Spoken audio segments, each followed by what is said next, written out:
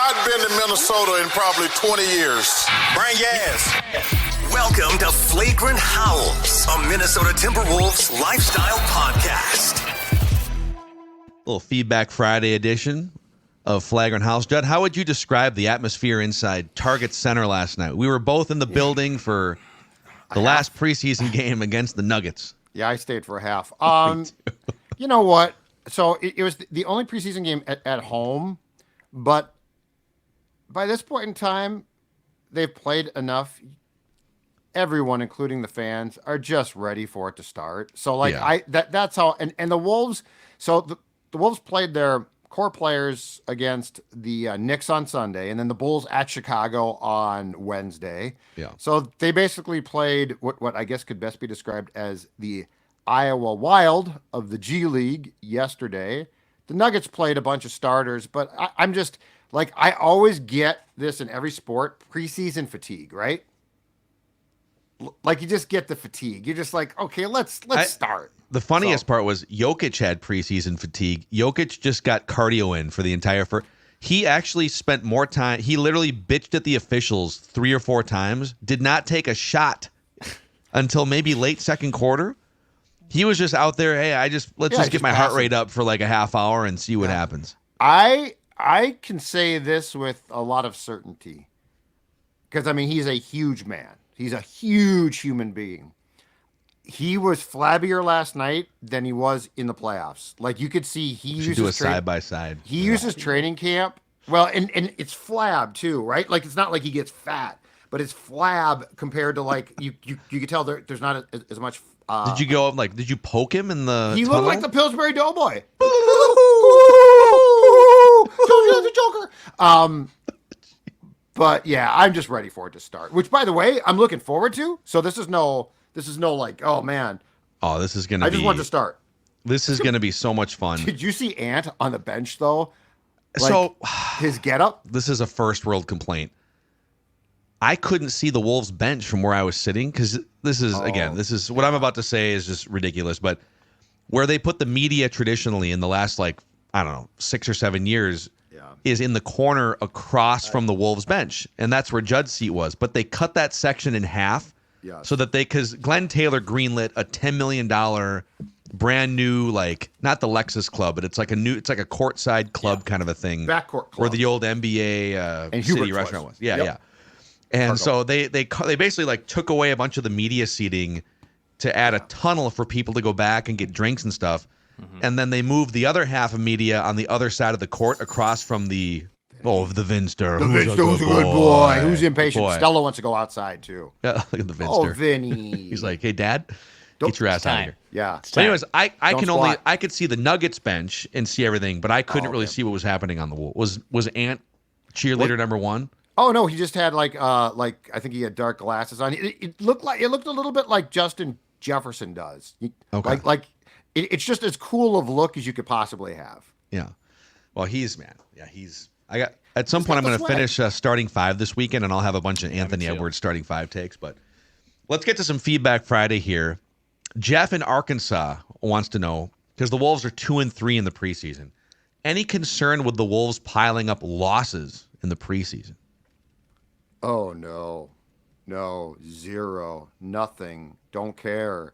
Guys, like you're good enough. I want you to get your work in, which they did clearly. Get in shape, basically. Yeah, that's not trying to win games. Like it's not like they traded for, it's not like they did the DiVincenzo Randle trade, right? And then it's like, we got to play these guys together with Ant and and if they don't look amazing together by the first game, we're screwed. Yeah. Julius didn't play. And by the way, I would warn you that the changes that they have made, I mean, this might not look super smooth to start with. Yeah. It's an 82 game season. So like be prepared. 2022-23 was a little bit hanky at times, for sure. But it prepared you to play, a really, really tight game, it felt like, last year.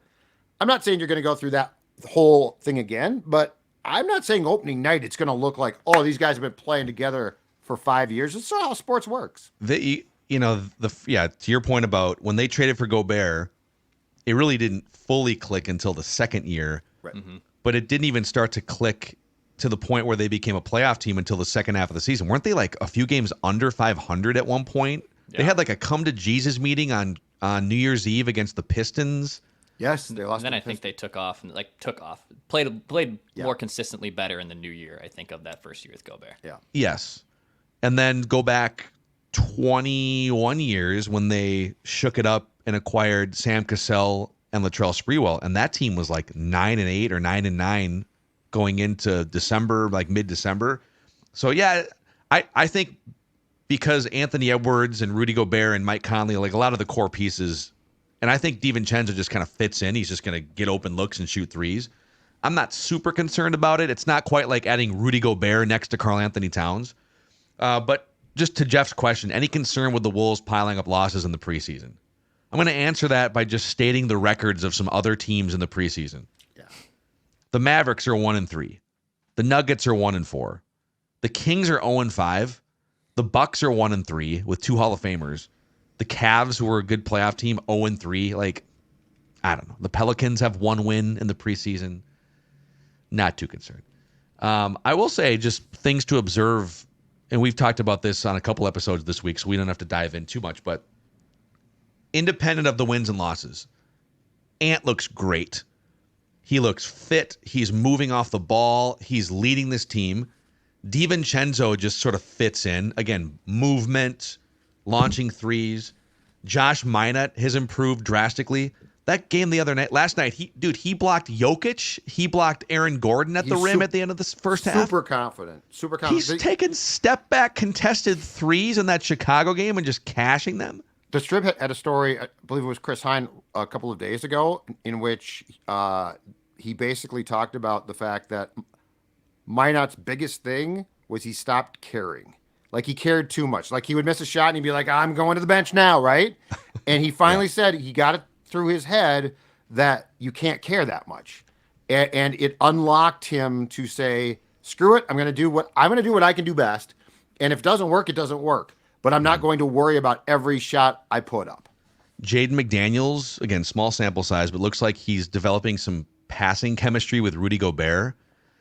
He actually had 5 assists in like 23 minutes in that Bulls game. For me this year, like the constant engagement there. Again, it's the Judd engagement factor. Yes, it's an official analytic now that the NBA has adopted. And really, most importantly, nobody got hurt. So they've made it. They're going to fly to LA and like everyone's pretty healthy. So let's see here. Downstorf Leon. I'm butchering this YouTube handle, but people are looking at Julius Randle all wrong. Slow-mo was replaced by Julius Randle. Cat is going to be replaced by Naz Reid and other players. And then adding DiVincenzo is like a bonus on Blackjack or Canterbury every night. Like, he's just like a bonus player that you get because you traded, again, 1 player for 2 players. And because so much of the conversation, I agree with this. So much of the conversation is about how is Randle going to replace Cat? Yeah. But Randle, with his agility and passing ability, he's a little smaller than Cat. Not a great 3-point shooter, just like Kyle Anderson. He's kind of a jack of all trades. He has a mid-range game. Yeah. They're not the exact same player, but Randle does actually sort of mirror what Kyle Anderson does for this team more than he mirrors what Cat does. Right. Nas mirrors more what Cat does as an outside scorer. But then DiVincenzo comes in and is just like 30 minutes of bonus coming off the bench, might be a 6th man of the year candidate. I actually agree with this. So, but instead of thinking about this, like, okay, Cat's gone, who's going to replace what Cat did? Isn't the answer more so, well, 1, no one necessarily is, but 2, it changes you stylistically, potentially for the better. Like, I think this is more about how your offense operates than like, oh man, Cat's gone, now you got to have the same type of guy. First of all, you're not going to. Like, what Cat did is a specialized skill. But the thing about this, and this is where DiVincenzo to me really changes things. Like, you watched that first group operate in the exhibition games. It looked very different. And I don't mean that in a condescending bad way. I mean, like, oh yeah, I can see how this works. It's more agile. Right. Because Cat was, in some ways, Cat's a freak athlete because he's a 7-footer who shoots like Steph Curry. and he can shoot from the logo. But in other ways, like Julius Randle is a quicker, more agile player and decision maker. DiVincenzo, obviously a smaller player, which is a good segue into Mark John 9404 on YouTube. Julius Randle can play dirty, hopefully in a good way. Yeah, he does. He's a better passer, better ball handler. Towns used to piss us all off with his stupid turnovers. Randle isn't going to just drive, get blocked, and flop to the floor and then cry for a foul, and now it's 5-on-4 the other way. I'm ready to not see that happen several times a night. I actually dug into some of the, like just on driving, because anecdotally, we all watch enough Wolves games over the years. It felt like, dude, Cat feels like a lot of his drives turn into turnovers or offensive fouls. It's a foul! It's a foul! Right? And so the NBA.com actually has deep dive stats on everything you can imagine. And what's interesting is, so Julius Randle loves to play one-on-one, loves to drive to the hoop. He averages 5 more drives per game than Cat, at least just like the last couple of years. And what I found interesting is Julius Randle passes on 40% of his drives. Cat passes on fewer than 20% of his drives. So Randle is looking to drive and make a play for somebody else a lot more often than Cat, who is looking to drive and get fouled or maybe throwing down. Yeah. Also, Cat averages twice as many turnovers on drives as Julius Randle. So this commenter, this was an anecdote, but like statistically, he is spot on.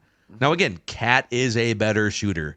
Analytics like Cat more. Cat is bigger, and you can put him on guys like Jokic and give Jokic problems. So you're not, but just watching the agility and the quickness, the passing, I think fans kind of dismissed like Julius Randle. Oh my gosh, yeah, he's kind of a flawed player in some ways, but he might actually fit really well with this collection, and the chemistry he has with Chris Finch is something else too that is worth noting. Yeah, it feels like, just from my amateur basketball eyes, that this style that they want to play is a lot more of what Chris Finch has always kind of wanted to do. In fact, with Chris Finch being like an offensive savant, it's kind of amazing that even though they were a down offensive team, they weren't a top 10 offensive team, they were still able to be so productive on that end in a very kind of, I don't know if niche is the right word, but a very specific amount of skill set players with Gobert and Slow-Mo. This could be absolutely chaotically fun in a good way. With what Chris Finch can cook up here with so many players that can move and cut like Dante and Julius Randle. So there might be some clunky stumbles out of the gate a little bit. It might not look as pretty, but I think over the long run, this is going to be like a super fun offense to watch over the course of the season. Julius Randle can initiate offense too. Like, he's a guy that you could trust top of the key, starting a possession in the half court. This team also, with both of those guys from the Knicks, has far more of an edge. Yeah, a couple of dogs, dude. Yeah, because Julius Randle, he's right about that. He plays kind of a psycho. Yeah, he plays a dirty game, but not in like a cheap way. Muddy. Plays a muddy game. But when he drives, so Cat's thing was, I want to drive the lane. I'm a huge man, but when I get hit, I'm going down to try to draw the foul.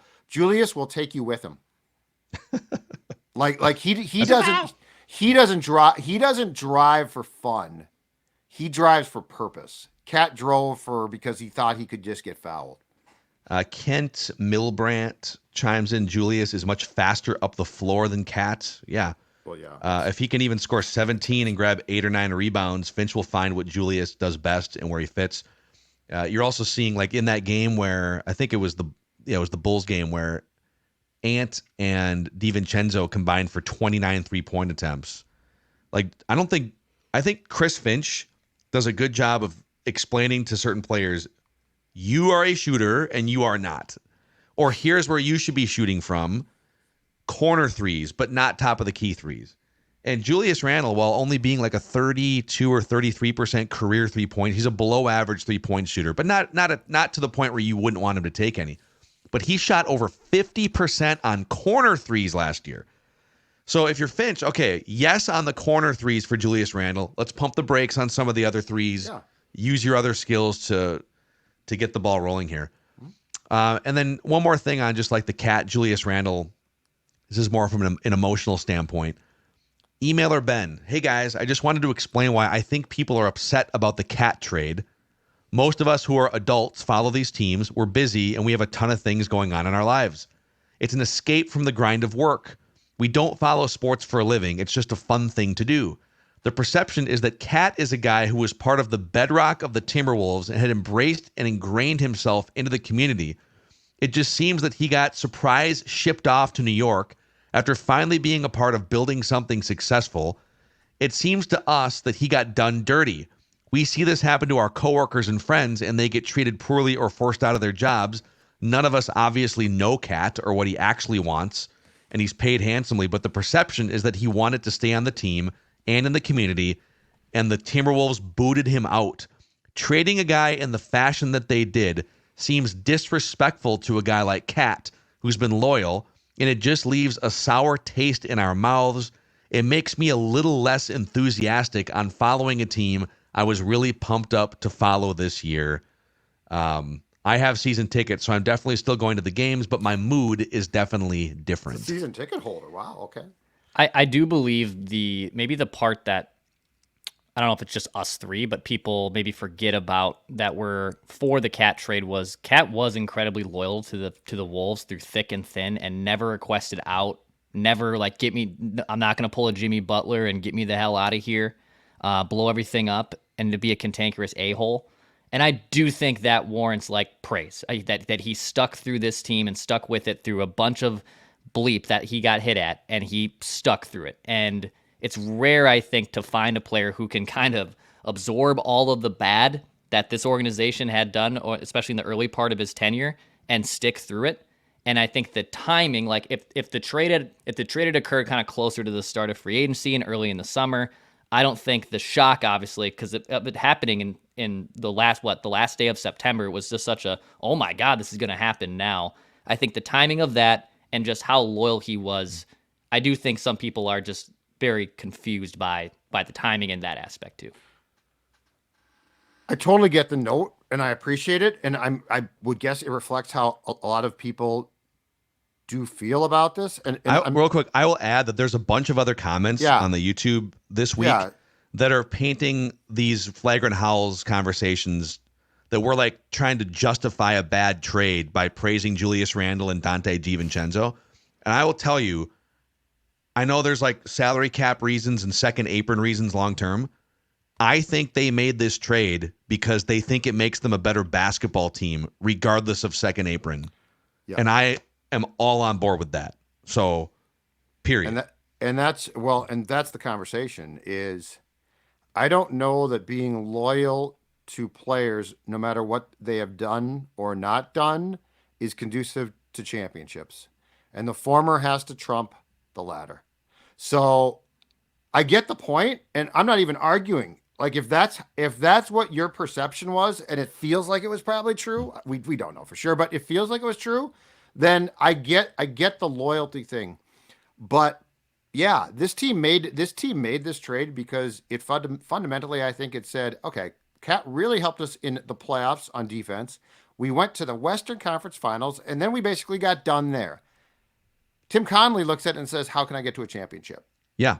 So that's how he should. But it's not, but I mean, again, it's not conducive to, like, fans grow attached, and I don't blame them, to certain guys.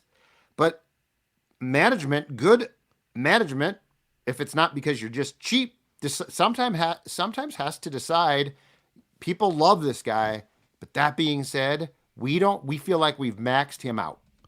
I would have more, I would agree more with this line of thinking if there was major questions about Tim Connelly's ability to build a roster. Sure. And there's been a lot of that throughout Wolves history where you're like, is David Kahn really sure about this Kevin Love trade? Or right. Or, boy, David Kahn passed up on Steph Curry to take Johnny Flynn and Ricky Rubio. Not sure that was because like you're questioning the guy making the decisions. Right. Tim Connelly has given, I'll just speak for myself, me no reason to believe that he is making an incompetent basketball trade here. So I think if we all agree Tim Connelly knows what he's doing, building the Nuggets for all those years and building the Timberwolves, and if you still believe that they did Cat dirty and the first priority is, hey, like let's put winning off to the side.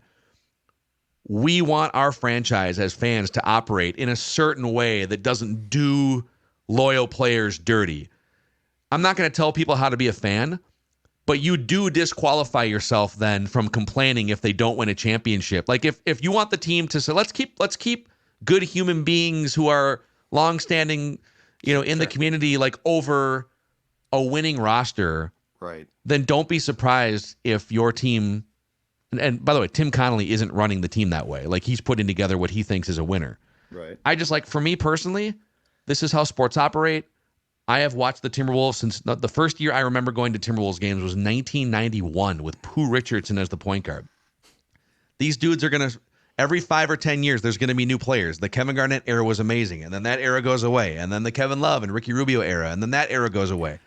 I am loyal to the Minnesota Timberwolves winning more than like doing it with Karl Anthony Towns. If we could make it work with Karl, that would be the best possible way. Oh, and it might have been, but I guess here's my question too. In pro sports, especially in Division I college athletics, define dirty.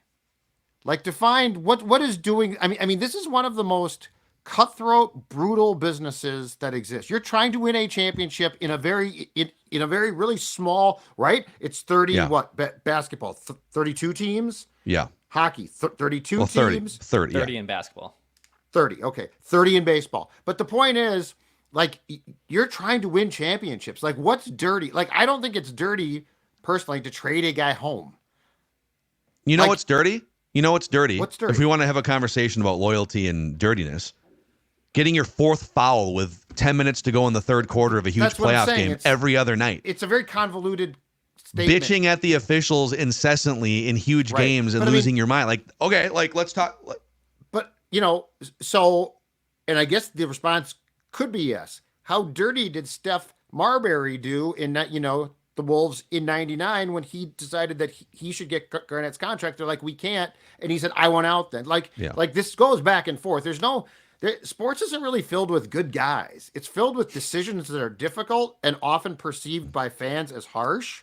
Also, it's like who's to say that Julius Randle and Dante DiVincenzo aren't? Julius Randle has already said, I've been here for 5 minutes. I love Minnesota. Right. This is great. Okay, so now he's loyal to Minnesota. Rick Brunson on the court on Sunday basically told DiVincenzo, you're lucky I didn't kill you. Yeah. I'll let you live, he said.